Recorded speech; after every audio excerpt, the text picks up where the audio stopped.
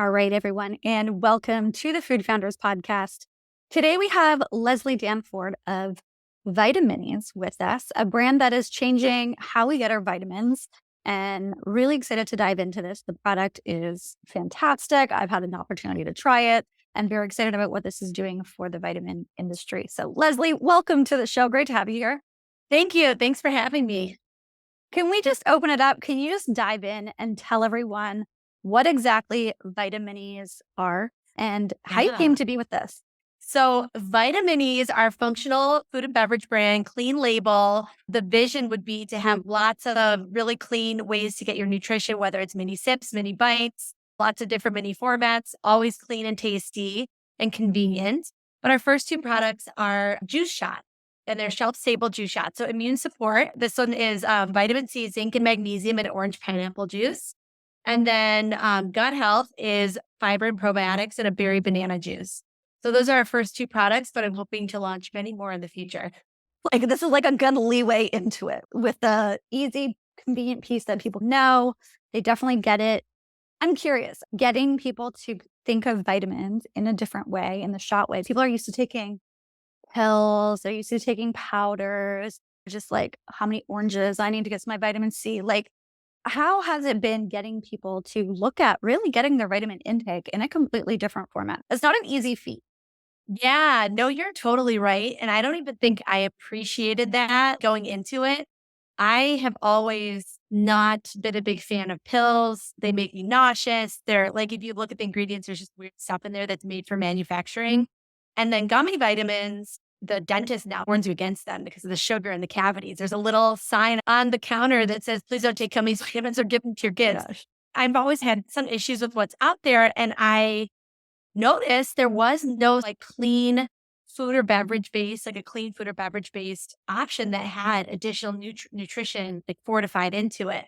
And so that's where the idea came about. But I didn't stop to think that you're right. It is so different that on the one hand, that's good because it's an open space, but it definitely has presented a lot of challenges. Less so with the consumers who I think just take, once they understand it, they just take it for granted. Okay, the vitamin in a juice, got it. But definitely on the established industry side of things, retailers, where should we put it? Even co-packers and other industry brokers, it's almost like if it's too new, you face challenges just like explaining what it is. Yeah, that is interesting. It's great to see that the consumer has got it right away, but obviously a challenge with the retailers. Talk to me about some of those obstacles that they've put in front of you around maybe not getting it, and how have you been able to overcome those? Yeah, it is interesting. I think the whole startup world is very much positioned around who is your competitor and how are you better than it? And I've faced many awkward conversations where I'm competing with pills, gummy vitamins, and fresh juice shots. And I'd have different positions against each of them, like versus pills, it's easier to digest, easier to swallow, more natural format. Versus gummies, we have no added sugar, we don't cause cavities, we're not like candy. And then versus the fresh juice shots, we have more vitamin content and no strong flavors like ginger, turmeric, pepper, and we don't require refrigeration, so we're convenient. But I think like that some people hear that and they're like, you don't know who you are. You don't know what you want to be because you're all over the place. And I understand that perspective because it would be a lot easier if I could just say, we're a better version of this other thing that already exists. We're one small or two small tweaks away from something existing. It's just a little bit of a leap. And so I think anytime you have that leap, people feel like it's risky. Is it going to sell? Where do we put it in the store? Where will consumers find it? Will they buy it? What will it replace in their existing routines versus will it be incremental to their routines? It just raises a lot of questions, and that's been a challenge. So I think the way I've dealt with it to date is just trying to show data like reviews from consumers, testimonials, velocity data now that we are in retail, that it does move and people do like it. That's what I lean on as opposed to trying to explain the whole structure. Yeah, once you have some data, it almost makes it a little bit easier because you can be like, look, we put it here in this store. This is what it's selling. Less risky, but it's those Yeah. beginning pieces that makes it really hard. And you almost need these partners to go on the journey with you and take a bet. be okay to let's see where this goes. But obviously, not every retailer is always aligned with signing up for that. No, you're right. And actually, that's a good point that some retailers are just generally more innovative and pushing the forward curve than others. And I'm seeing it now from the other side because you're right. Some retailers are never going to take a bet on something that's really different until it's more established. Whereas others can look at something and kind of get it and take a bet on it, either because they have these innovation structures that make it easier to take bets, or they just are willing to try. So that's been interesting to go through. Yeah. And you've been in market for how long now? So I started the product. Okay, so I had the idea at the end of 2020, but it took me like 6 to 9 months to get it out in the world. So I started selling online on my website in July of 2021. So about 2 years ago. I started selling at Amazon later in 2021. There were some hiccups getting set up on Amazon. And then I was pretty much online only between my website and Amazon for about 18 months. And then at the end of last year, at the end of 2022, I started in retail.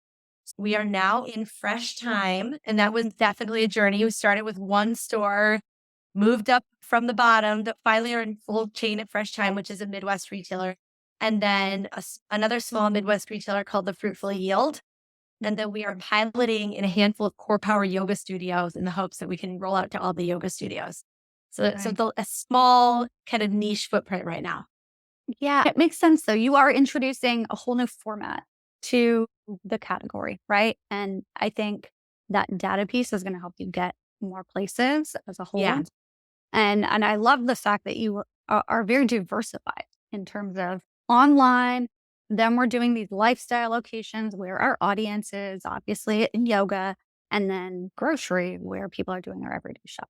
Yeah. I think you have to be everywhere these days. Like I Yeah. remember when I actually worked in beverages way back in the day, a couple jobs ago. And back then, omni-channel was this buzzword. We got to be omni-channel, we got to be omni. But now that's a given. It's not a choice because, for example, with vitamin E's, someone might pick up a single bottle of Fresh Time at checkout. They see it, they want to try it, they like it. Now they go to the website, they read a little bit more. Maybe they drop their email. Then after I send them a couple emails, they decide they want to do a subscription, and it's all like very connected. They probably looked up reviews on Amazon while they were in the store. Yes, it is hard as an entrepreneur because you have to spread yourself into many different directions. But I do believe like longer term is the only way to do it. Yeah, I agree with you. That makes so much sense. And just how we shop now is so different and where we expect to see our products. It's so different now than what it was, gosh, even 5 years ago. So you're so bang on with yes, it's a given these days. We need to, Yeah. it's going to spread you thin, but you need to do it for the consumer. Yeah. Yeah. And for you right now, I'm curious, where are you seeing the bulk of sales? Is it online still? Is it coming from your retail establishments that you have now? What is that balance looking for you? Yeah. So one of the reasons I ended up going into retail is online these days is a tough place to get scale. And in beverages, with a product like this, you have to have scale. These products sell for a few dollars a piece. If you're not selling a ton of them, you don't have a business. After about 18 months online, couple things. One is during that time, just after the pandemic or during the late part of the pandemic when I launched, online advertising was extremely expensive. I think at one point it was like $6 a click on Facebook and Instagram. And that didn't even necessarily mean every click was going to convert.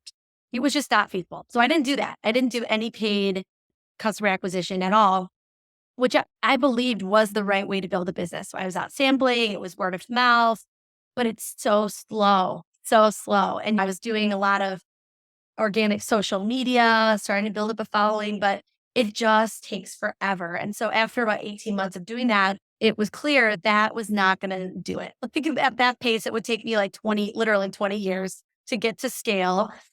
That was what pushed me to retail. So it's funny when you say it's about now. Once I got into retail, the volumes are much bigger. You're talking about like Fresh Time has 70 stores.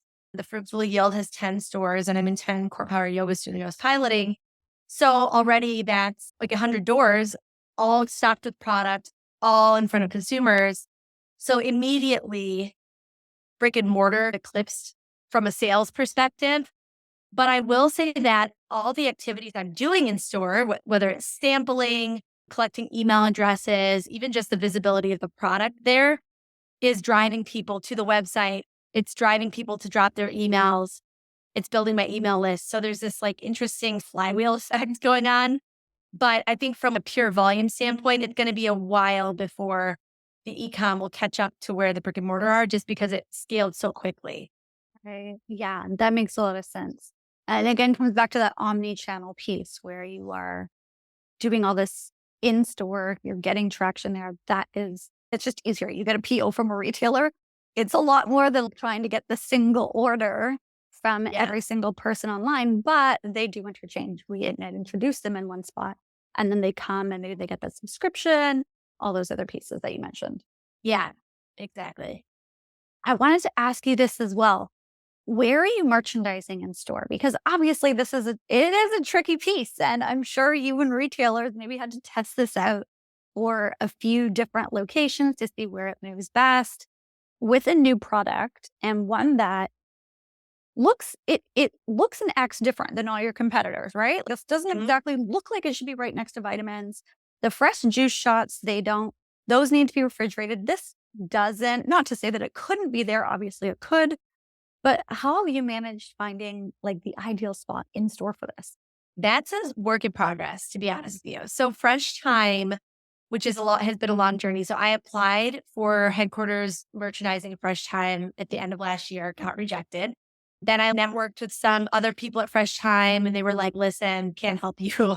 I just went to my local store and it probably took 6 visits getting to know the manager of the vitamin section, the store director, talking to them, introducing myself, having them try the product. And after 6 or 7 visits, they were like, okay, we'll give you a try. And in that store, the original placement that we got was a barrel at checkout. So Fresh Time had like these big barrels where they just like dump bins. And that's where they'll put like sale items or whatever. And they just dumped a bunch of vitamin E's in there. And that did really well. So impulse is definitely a great spot for vitamin E's. And I think about like long term, it would be amazing if, you know, how you see 5 Hour Energy at every checkout everywhere. Like, how great would it be if you saw vitamin E's, a healthy vitamin oriented choice at every single checkout everywhere? So I think that's a no brainer for new customer acquisition because people see it, and gut health and immune support are both hot topics right now. So people see it, they're like, oh yeah, I should be doing something for my gut health, or oh yeah, colds are going around, I just grab one. So that did really well. And then as I expanded to additional stores, so I went from that one Fresh Time, it did really well there. So that store director mentioned the product to his 10 Chicago area colleagues. And within that scent, there was no direction in terms of where they would put it. So it turned into a bunch of different placements. And each store director got the recommendation of the product, took a look at the product, and just put it wherever they thought it would do well. So I got a couple of other barrels, but it ended up in one store in the checkout fridge, one store in the shot fridge next to the fresh pressed juice shots. A couple stores put it in the vitamin section. They have shelf stable immune support section, and then another section for digestive health. So splitting the two products in those different vitamin sections. And I think that's about it for where it ended up. So all over. And again, we saw that it moves quickly in checkout into the fridge because that's just a higher traffic area. I think people do grab it in the vitamin section because it is different, but that people don't shop for vitamins as frequently. They're not walking those aisles as much. So then when I got to the headquarters, finally headquarters basically pulled a report and saw the vitamin E's was selling. And so they reached out and they said, hey, we know you didn't get a placement when you applied before, but now I see you're doing well. So we'd like to offer you this, which was amazing. And the spot that they offered me was a completely different random spot that happened to have a place in it, which was the probiotics fridge. So the probiotics fridge is in the back corner and they put both products there. So gut health is a probiotic, but then immune support is not a probiotic, but they put them both there. So that's where it is for the whole chain, except for the first 10 that put it in other spots. So it's definitely a work in progress. It moves okay there, especially when we're doing sampling and driving awareness, but nobody's going to go to the probiotics fridge looking for an immune support shot. So I think it's a work in progress. And I'm working with the category manager at headquarters to think about like, where else can we move it if things open up or whatever. Yeah. Yeah, that's so key. And it's so interesting that it has been placed all over the store. It's actually it's great for you because you get this data to be like, okay, does it sell better here? Does it sell better here? Does it sell better here? But also not great in the sense that it's like there's not that consistency. And I'm sure you know where it does really well. So when you're stuck in a location that maybe doesn't do as well, it puts a lot of work on you and your team to reroute, get that placement where you really want it, where you just know it's going to move more for them, right? Yeah, totally.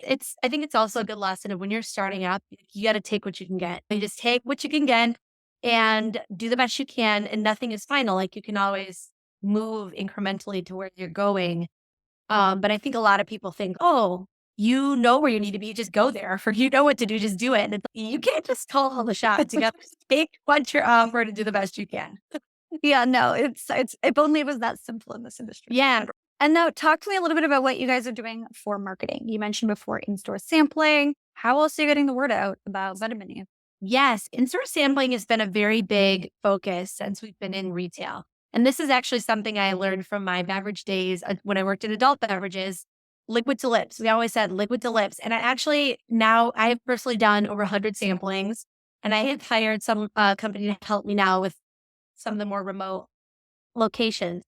But having done so many, I can understand why it's so effective because for this particular product, when people think of a health shot or something that's like good for them, they think it's going to be disgusting. And as soon as they taste it, they're like, oh, it's actually pretty good. And then they want to try it or they think this is something I could really do.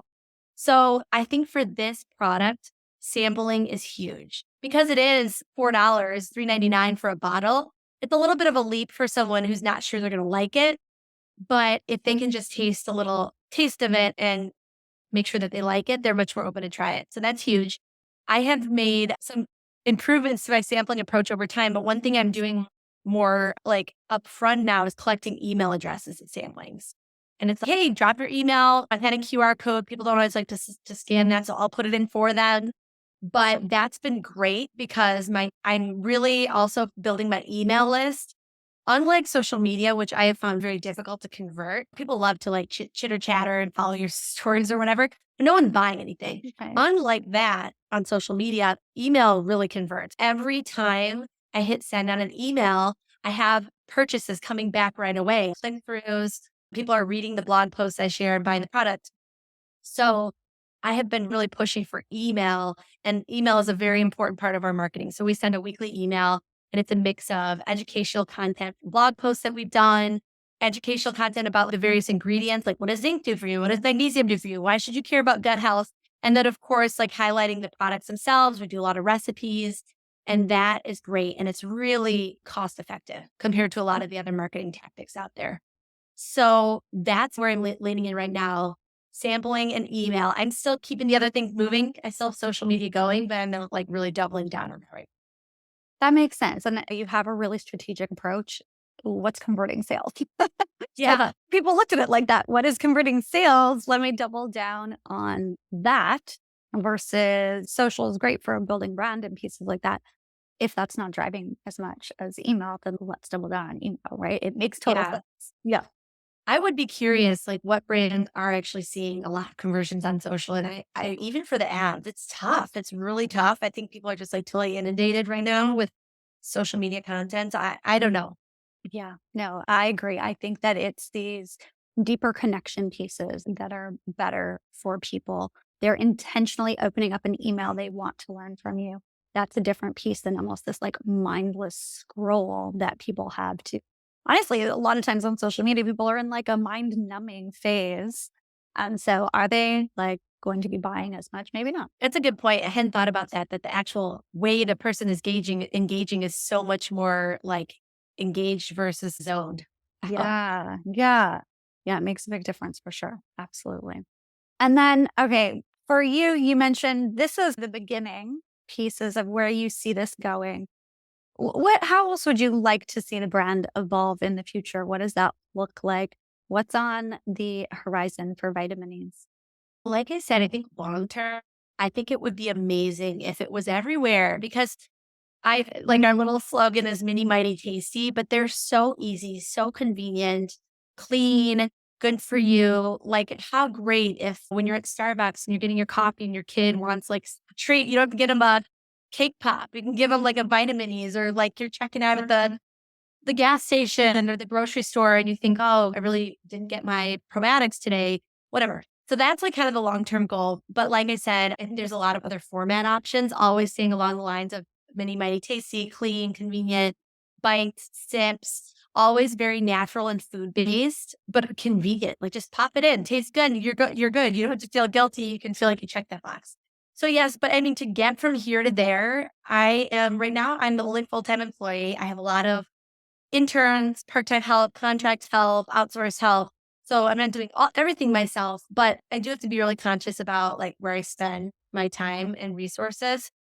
And so I'm trying to keep the portfolio tight, just a couple products. I do have one more product that I am likely to launch in the near term called Daily Greens. Same idea, like a little shot but with vitamins from green veggies in it. But beyond that, I think then it would be to scale with a couple of products. And then once you have that scale, that footprint, that distribution, you can start to introduce new things and build out the portfolio from there. I do think it's hard to build a huge business off just one or two products. But at the same time, you don't want to overpopulate your products and then it complicates everything. Yeah, that balance for sure. Yes. That balance, which just on a total personal front, I'm curious, how do you balance? I know you're a mom, you balance running this business, growing this. How do you balance everything going on in your life? Oh, let's see. When it comes, so I have 4 kids. I have great childcare, and that is obviously. But what I try to do is I try to really think about when I need to be 100% present for my family and when I need to be 100% present for my business and try to kind of guard those times. I think times where it hasn't worked out well is when I'm multitasking, trying to get something important done for work, when I'm with the kids, or trying to do something for work and handle the kids at the same time. I try to compartmentalize as much as I can. But at the same time, I do a lot of multitasking within work. For example, if I don't have to be on camera for a call, I'll take that call while I'm driving out to a retailer to check on the product because there's only so many hours in the day. And I'm in a phase of life where I cannot be working 100 hours. I just can't. So I'm trying to squeeze 100 hours into a more manageable work week so that I can have dinner with my family, take my kids to their soccer games and that kind of stuff. Some days are better than others. There's definitely some days where I think I really did not do a great job of balancing. And then there's other days where, yes, I nailed it. Every day is a new day and do the best you can. Isn't that life, especially as a startup founder? It's like balancing as best you can, and some days will be better than others, and other days you're gonna rock it. Yeah. And just tomorrow's a new day. Exactly. And you have vitamin E's to fuel you at least and keep you nice and healthy throughout it all. And by the way, I have the same approach for nutrition because I get asked sometimes, like, how do you think about your nutrition, your kids' nutrition? And it's the same thing as you cannot be perfect. You're never going to be able to like perfectly eat all the fruits, all the vegetables, none of the bad stuff, whatever. So you have to just do the best you can, make it easy on yourself, like where you can have convenient solutions like vitamins that help you, great. Or if you have an off day or you need to treat yourself or just whatever, great, do that too. I'm a believer in that balance because nobody's perfect and you will only just stress yourself out trying to do everything all the time. I think it works on multiple. Yeah, that's like a good life lesson right there. Yeah. Yeah. Balance where you can. Yeah, for sure, for sure. Do the best that you can. And I know for myself, I had the vitamin E's in my fridge. And for me, this was like a perfect afternoon pick me up. And I like hitting that mid-afternoon kind of slump or another day. It's so interesting what you just said there about the balance piece. I remember I had like just not the healthiest lunch. And I was like, "Ugh, I need to feel better after this." And I had one of these and I'm like, okay, this is like balancing this out. And it made me feel better, both from okay, balancing good and bad. And just like the added vitamins on those days that you maybe don't make the best decisions that you could. I love that. Thank you for sharing that because I actually did a survey of my best customers, and the number one word that many of them used for vitamins is treat, which Mm. was so interesting to me and really surprising. But I now have heard it from another person, and now what you said, it's coming together where sometimes you just need that little boost, a little sweet thing at the end of your meal, or just like a little tasty thing to pick you up, or whatever, break the monotony out. You don't want another cup of coffee. You just Totally. and I think it can be that. And yeah, same. If you're like just feeling like you need to get those vitamins in, maybe you didn't get your veggies that day or whatever, You can just take a vitamin E, dump it in a smoothie, pop it in your purse or whatever, and feel like you check the box. So that's Right. really helpful. I'm trying to craft a story around usage because it is so unique. And I actually had a retailer give me the feedback that the shots industry has not done a good job of kind of communicating how to use them. So a lot Mm. of people have tried shots, but they don't necessarily incorporate it into their everyday routine because they don't know how. And I've got question samplings too. People say, tell me what to do. How do I do it? Is it in the morning, at night, with a meal, without? People almost want a playbook. So that's on my radar to think about that. That's interesting. Yeah, it's like people wanna be told how to do everything in a lot of ways, and if we can do that helps make their life easier. They don't need to think about it. They're just like, "Okay, this is when I take it. This is when I'm gonna do it." Like, we know, okay, if I'm gonna take vitamins, I'm gonna take it with my breakfast, or I'm gonna take it with my dinner, whatever it may be. Right. How do you create that same routine with a product that is basically trying to replace some of those products? Yeah, exactly. I love that you have this continuous piece of being curious about what's working in your retailers, how to optimize there, being curious about how to best connect with your consumers, being curious with how to grow. I think that is a really great trait that you bring to the business that has allowed it to grow and will allow it to continuously grow because you're not stuck. You're trying to find the data to help support the decisions and being really open to. Thank you so much. I hadn't thought about calling it curious, but it's funny because one of your questions you said before the call was what is like a really hard thing that's been with getting off this business? And I would say it's related to that. I think in the beginning, it was easy for me every time I hit a roadblock or something like that to just be like, oh, maybe this is a good idea. So I didn't believe in it myself yet. So it was like, oh, this retailer said, no, maybe it's not a good idea. Or, oh, I got this bad Amazon review. Maybe this is not going to work. But I did have to shift that whole thinking process into, okay, what is this trying to tell me? And it's like Mhm. the review, the bad review I got, I actually ended up reformulating my first batch of product because I was hearing from people I thought it was too sour. So I did a reformulation and brought down the sour notes. But it's just so funny because I remember thinking like, oh, this is just not a good idea. You have to take everything that is like you're bumping up against, and instead of seeing it as an impediment, see it as a clue. You're Right. like a hint. Yeah, that's a So really yeah. great way to look at it because it's so easy to just be like, "No, not gonna work because 'cause you're gonna Yeah. face so many Every day. roadblocks." Yeah. Every day there's something that you could easily take as a signal it's not gonna work. Every single day. I'm glad you have not given up and that you have said, "No, I'm gonna relook at this, and I'm gonna allow this to be a clue and continue to push Vitamin-E's out." I love the product. I think it's fantastic. I'm really excited about everything that you are doing. You mentioned before where people can find it in stores. If people wanna go and find Vitamin-E's online, where can they find you? Yeah, we have a website, vitaminesbrand.com, just all together. So you can drop your email there, get on our email list, buy the product there. If you use the code VitaFam20, they'll give you 20% off your first purchase. And then we're also on Amazon. So on Amazon, if you put in only Vitamin-E's, I think that word is being bought by some of the big vitamin competitors as a typo because you'll see the big brands pop up. So try Vitamin-E's juice. That often brings it up, but someday I hope I'll own that term. And then other than that, we're on social too. We're on TikTok and Instagram at Vitamin-E's brand. Awesome. Leslie, thank you so much for bringing this to the market and sharing your story here. Thank you.